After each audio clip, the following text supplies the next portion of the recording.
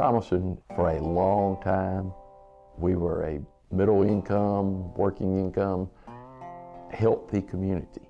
And we had a Thomaston Mills, was a 2,500 employee international, headquartered in Thomaston textile mill. And in the 90s, when all the textile production went to China and to Mexico, Thomaston Mills unfortunately suffered the same fate.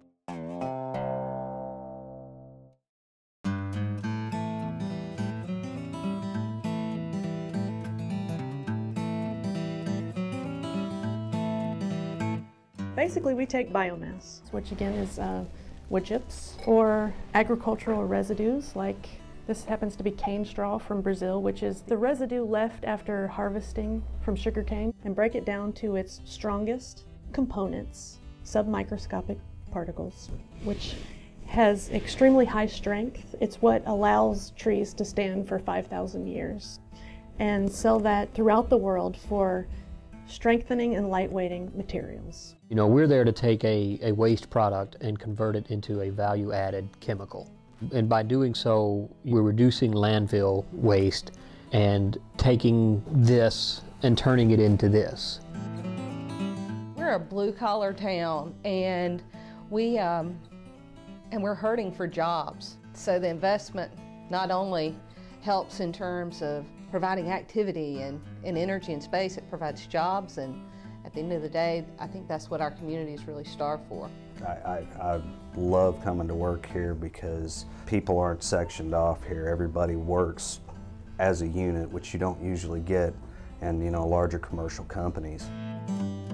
We're cooperating with the technical college here in both training our workforce using their facilities and personnel, and also hiring their graduates. AVAPCO's had lunch and learns where they talk about the company, and then have given tours of their facility here, and then actually interviewed and hired some of our students.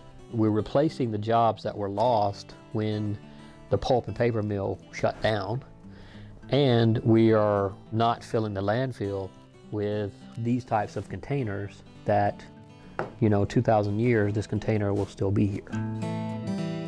Our models show zero carbon footprint, and sometimes negative, meaning to grow the tree takes more carbon out of the environment than is produced during the entire product life cycle.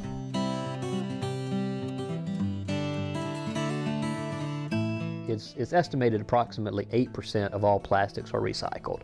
That leaves 92% of the plastics that are produced every year that go into landfills. And if we can produce biodegradable plastics and stop filling the landfills with plastics that are petroleum-based that are not biodegradable, then the benefits to both the local community and the global community are immeasurable. It would definitely make us a greener country, a greener world, if we can make this a viable process, which I believe we will. We have hired people from the local area as much as we could, and we've brought some very highly educated, highly qualified workforce into the area from all over the world, actually. I think I was told that there were about 24 nationalities that were represented right here at this facility. So that's neat. That brings a real neat cultural aspect to rural Georgia and our community. AVAPCO actually reached out to us. They stepped up to the plate to be our event sponsor at our fundraiser that will be coming up in April. That's usually reserved for a company that's been here for decades, maybe, that you would expect that. It's much more than just that one job. It's the multiple effect of bringing a family to our community. I mean, we sponsor a local baseball team. It's our people here. It's our families here. My realtor asked if we could come present at the local realtor convention, because he says this is going to really change this community. There's at least 3 huge quantum leap developments taking place at that plant. Any one of the 3 by itself would just be groundbreaking.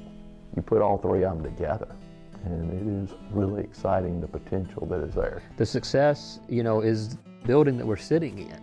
And, it was an empty shell before, and now it's filled with equipment and, 40 plus people working today. you know, with good paying jobs and supporting their families and supporting the local community. Those are the successes.